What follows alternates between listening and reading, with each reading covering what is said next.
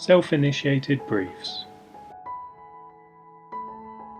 I was thrilled at the chance to pursue my own project, which could focus on pretty much anything I liked as long as it pushed my graphic design skills and produced final deliverables that were in line with my graphic design career.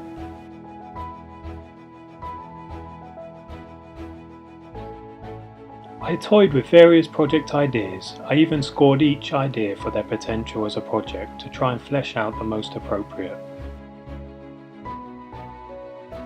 I eventually settled on a guidebook on Bangkok, which is where I'm currently based, and so my project was born. As usual, I started rushing at things too fast, immediately designing a mock book cover and thinking I could jump straight in at the deep end of actually writing the contents. However, following peer advice, I slowed down and started researching the current book market. It's safe to say there are some pretty badly designed books out there, but also quite a lot of serious competition, such as the world famous Lonely Planet series. Creating the brief. I created a PDF brief outlining what the project required. The main components were creating a book on Bangkok that stood out from the competition and developing marketing deliverables including interactive features to provide an extra USP. To help understand how to execute these projects, I designed various questionnaires to identify my target audience and to understand their market preferences.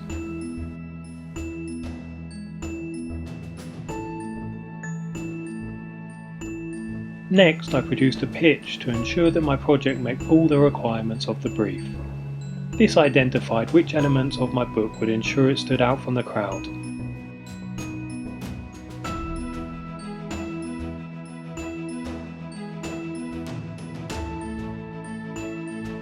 One of my main targets was that the book would be physically beautiful, using brilliant bookmakers like Irma Boom as inspiration.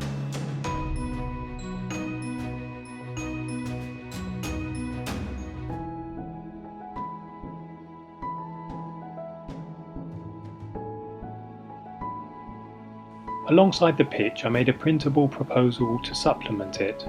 This was in the form of an accordion booklet, which also hopefully demonstrates my bookmaking abilities.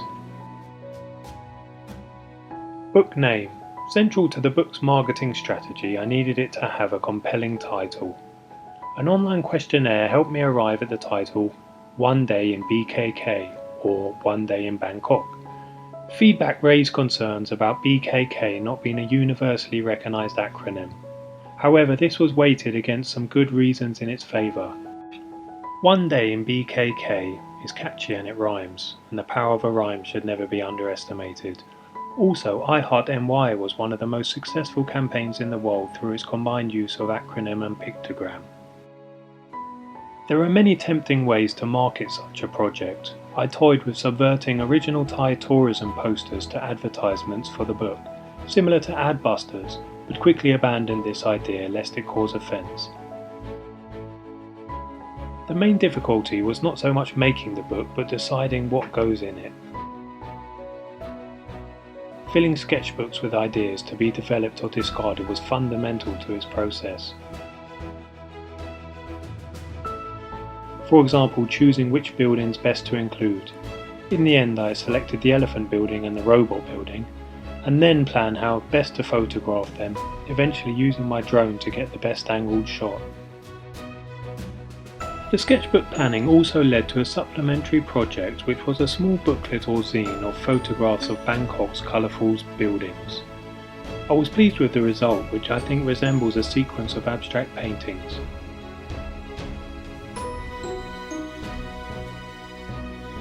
The experiment also helped me understand printing processes and enabled me to find a suitable printers, Mixam UK. And for the marketing aspects of my book, I started work on two proposed posters, one interactive and one static, which could be deployed both online and in print. I went through a variety of designs, finally fixing on one I was happy with.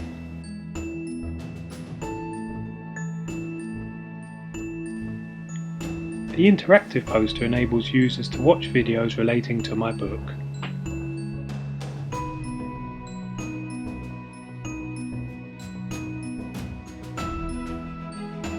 To help promote my book, I set up a blog and an Instagram page. Both were excellent marketing vehicles as well as enabling feedback. The next stage was to gather photographs for my book. This was planned out in rough notes and the use of Google Maps to identify the most effective journey for maximising the number of usable photographs. This process was a tough learning curve. Sometimes I'd have to spend half a day returning somewhere simply because I'd taken one out of focus shot or missed a crucial element.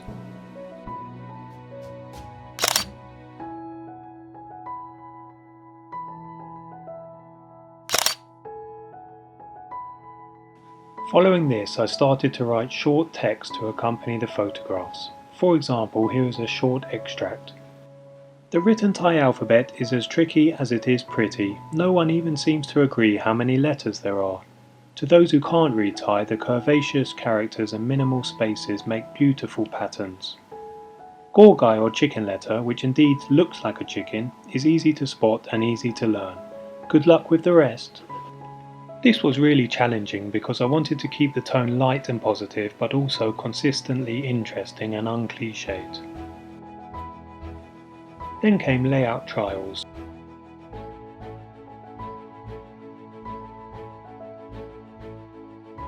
I finally settled on a basic grid layout with double page spreads to split up the pages.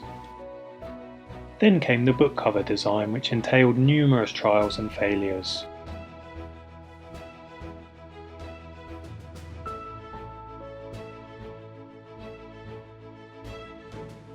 Some may think the cover photo doesn't reflect the book's lively contents. However, I was fixated by this photograph and think there is a depth to it. So in this case I made an executive decision that may seem like the wrong choice to many keen-eyed observers. However, I like it, so it stayed.